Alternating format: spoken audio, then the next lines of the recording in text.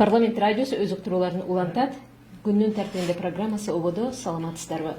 Социалдык саясат боюнча комитетте каралган маселелердин бири бул саламатты сактоо тармагындагы оош кайыштарды иликтеп, көбүнчө шайлоочулар коюп жаткан негизги талаптарды териштирүү милдети алдыга коюлду. Тактай келгенде бул жаатта репродукция борборунун иштери боюнча маселеге кайрылып, шайлоочулар жазган катка токтолгон депутат Айсаракан Абдибаева комитетте негизги маселенин өзөгүн түшүндүрдү. Андыктан студияга чакырып жаткан мейманыбыз Айсаракан Нышанина. Саламатсызбы, студияга кош келдиңиз. Бул маселени сиз комитетте эмес, буга чейин жыйында да айтып чыктыңыз эле. Саламатсыздарбы. Ооба, мага кайрылуу болгондо мен биринчи ар кандай маселелерде өкмөткө кайрылгам.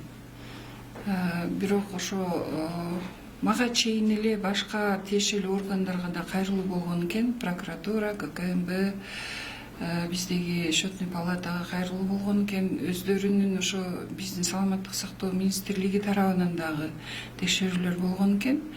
Бирок жыйынтыгында ошо мындай көп эле кемчиликтер көрүнбөйт, негизсиз деген жыйынтык чыгып калгандыктан ошого нааразы болуп мага кайрылышып келишкен экен. Мен өзүм кабыл алдым. 4 аял келди. Ичинде экөөсү врач, экөөсү медсестра, главный медсестра болуп иштеген экен. 30-35 жылдык стаждары бар экен. Ар биринин 4 балдары бар экен. Арасында алтын диплом менен бүткөн дагы Артыкчылык диплом менен гинеколог бар экен. Артыкчылык диплом менен дагы ошо алардын айткан сөздөрүнө жазып келгенин мен окуп чыга электе тааныша баштаганда эле мындай бир адам чыдагыс да, аял катары деле мен аларды кичине алаксытып, эми ыйлабай сүйлөшөлү десем өздөрүн кармап тура албады. Себеби негизсиз бошотуулар болгон үчүн. Андан тышкары дагы булар эми эмгеги сиңип, ошол жерде өмүр бою эмгектенгени үчүн аларга чындыгында баягы ызалуу учур болуп, анан айла жоктон биз башка жака деле иштеп кете беребиз деген сөздөрдү дагы айтышты. Бизге иш проблема эмес. Биз мына кайсы жерге барсак азыр действительно мына баарыбыз тажрыйбасы бар. Мындай тажрыйбалуу медперсоналдар, квалификациясы жогору врачтар бизге керек. Өзү маселе актуалдуу, андай кадрлар жетишпейт бизде. Бул жерде тескерисинче да. Биз башка жака деле которулуп кете беребиз. Бирок ушул репродукциянын илимий изилдөө адам репродукциясы илимий изилдөө борборунун келечеги. Биздин мамлекеттеги көйгөйлүү маселе, адамдын ден соолугу көйгөйлүү маселе болуп аткандыктан бул багытта иш алып барбагандыгы бизге өкүнүчтүү. Мага да эл өкүлү катары өкүнүчтүү, себеби бул биздин мамлекеттен, өкмөттөн, казынадан, бюджеттен акча каралып бөлүнгөн саламаттык сактоо министрлигине караштуу илимий изилдөө борбору да. Бул борбор өзүнүн багытында иш алып барыш керек. Биздин мамлекеттин ичиндеги адамдардын, жарандардын ден соолугун, көйгөйлүү маселелерин чечиш керек. Бул багытта иш болбой, ошо азыркы жетекчи Шонаеванын жасаган иштери туура эместиги, болбосо мына 2021 жылдан 23 жылга чейин эле 120 медперсонал, врач, хирург, акушер-гинеколог, медсестралар бошоп кеткендиги тууралуу бул жерде терең изилдөөлөр болуп жазылган. Менде бир том материал бар. Тиешелүү органдардын дагы чечимдери бар да. Анан кандай мындай болуп калат деген бизде суроо пайда болду. Бул аялдардын укугун ким коргойт деген суроо баарыбыз деле ошо эл өкүлү катары. Анан биздин аялдардын укугун эми биз зордук зомбулукка каршы деп бизде ошо эл өкүлдөрү, айрыкча аялдар өзүбүз демилгелеп чыгып аткандан кийин бир таанышып жеринен көрөлү деген максатта ушул жумушчу топту түзүүгө аргасыз болдук. Бирок мен буга чейин Шона Айваны да уккам. Себеби ал киши да келди, өзүнүн коллективинен, ошо профсоюз уюмунан врач болуп иштеген аксакалдар менен келгенин, ал кишиге да ишендим. Себеби ал киши айтты, мен деди, ошол кеткен врачтар менен кайрадан иштешүүгө даярмын, кайра ишке алганга да даярмын. Бизде түшүнбөчүлүк болуп калды дегенин мен анда жакшы бир отуруп, бир чогуу бир столго отуралы, эки тарап сүйлөшөлү. Эгерде ошо рабочий жумушчу атмосфера жакшы болсо, напряженность болбосо, баягы кызматкерлерге бири-бирине тиги мындай бир түшүнүүчүлүк менен мажбурлоо же бир негизсиз күнөө коюу болбосо, анда иштешип кетсеңиздер кайра бизге жакшы. Биз барып ошону көрүп, бир тактап келели дегенди айтканмын. Бирок ал кишиге да ишенип, мен өзүм мындай бир кабатырланбай калдым эле. Бирок кайра эле бир жумадан кийин бир врач мага кайрылды. Ушундай мен дагы арыз жазып кетип калыңыз деп атат деди. Анан дагы бир жумадан кийин бир акушер-гинекологду кабинетинен чыгарып коюптур. Тиги акушер-гинеколог эми осмотрду кабинетте жасайт да, коридордо отуруп кабыл ала бер дегенби. Ушундай нерселерди мага кайрылып айтып калышты, маалыматтарды жеткирип калышты. Анан кийин ошондон улам ойлонуп, анан жок, өзүбүзчө бир топ түзүп, независимый тиешелүү органдардан алып барып көрөлү, эки жактын маселесин тең карап, так ошо өзүнүн жеринде көрүп, маалыматты так алып, анан ошого карап иш баягы жыйынтыгын чыгаралы деген максатта мен ошо эки жолу соц комитетке кайрылдым. Мага кайрылуунун негизинде, арыздын негизинде мына бүгүн өзүнчө жумушчу топ түзүлдү. Буюрса наркы жумалардан же кийинки жумалардан барып ошо жеринен көрүп, эмне себептен ушундай массовый иштен бошотуу болду, эмне себептен ушундай атмосфера ал жерде, ушундай напряженный, эмне үчүн репродукция илимий борбор өзүнүн багытында иш алып барбайт, эмне себептен ошо биздин саламаттык сактоо министрлиги буларга кайдыгер мамиле кылат. Ошолорду жеринен көрүп, тактап келели деген максатта ошо жумушчу топ түзүлдү. Буюрса барып аныктап, тактап келебиз деген ойдомун. Негизден бул жерде жалпы жонунан канча киши иштейт болду экен? Себеби 160га жакыны иштен кетип аткан болсо, демек булардын кызмат көрсөтүү, тейлөөсү дагы чоң аудиторияны камтыйт окшойт дегеним да.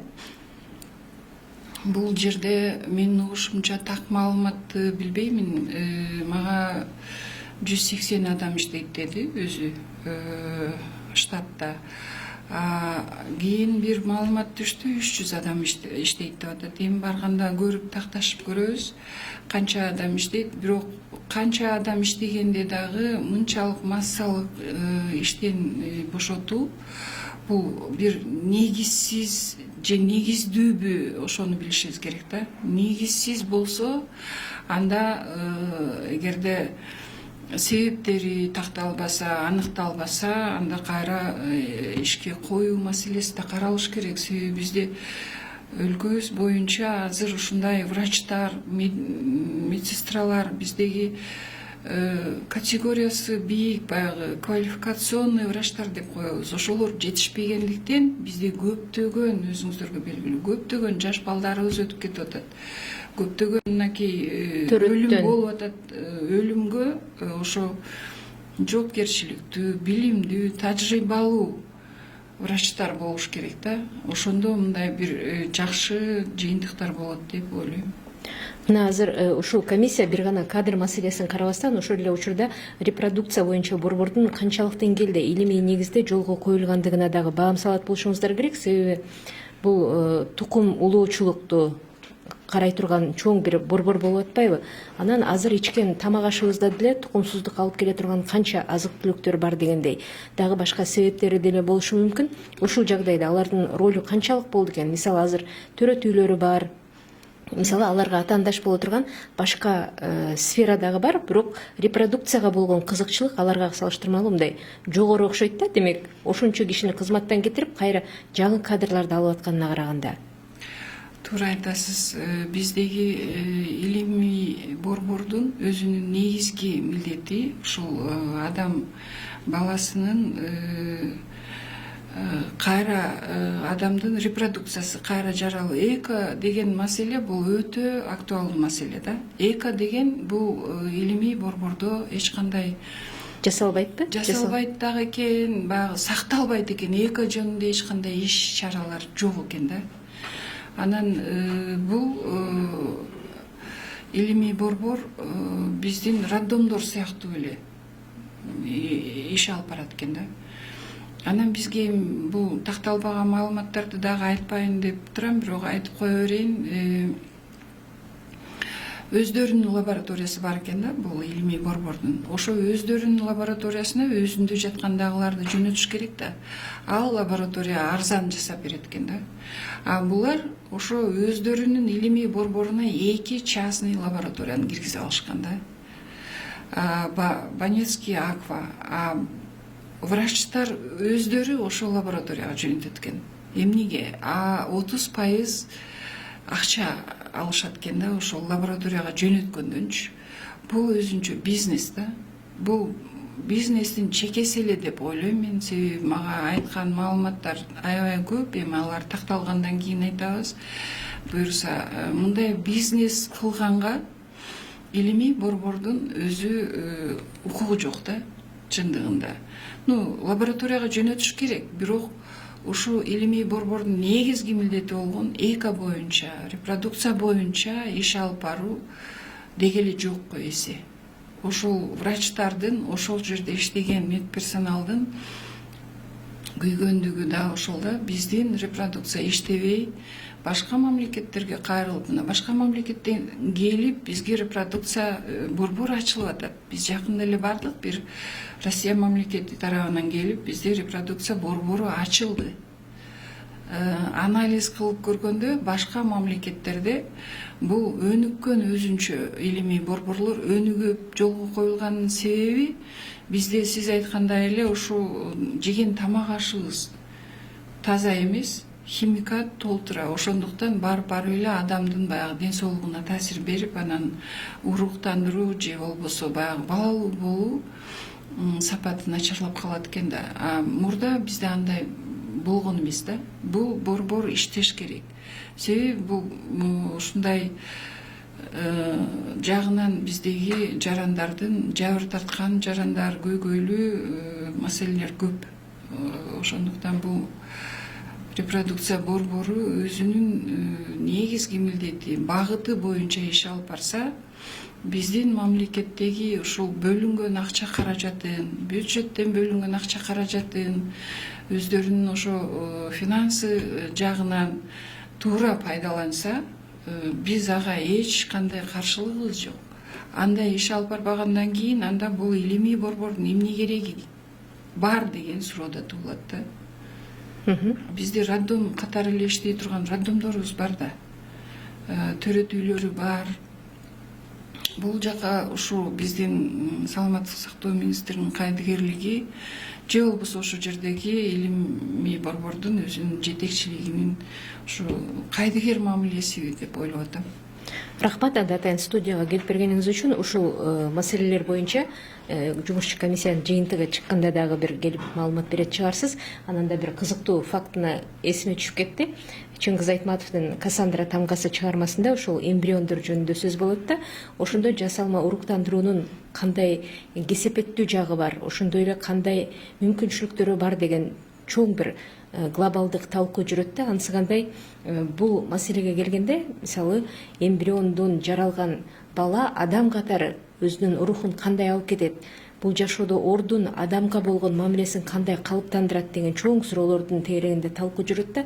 Ансыгандай бул аргасыздыктын гана маселеси болуп атат. А чындап келгенде бул табигый процесс болгон нерсе өзгөчө жакшы болуш керек. Анан дагы буга чейин жогорку кеңеш депутаттары карын эне жөнүндөгү маселеге да кайрылышкан.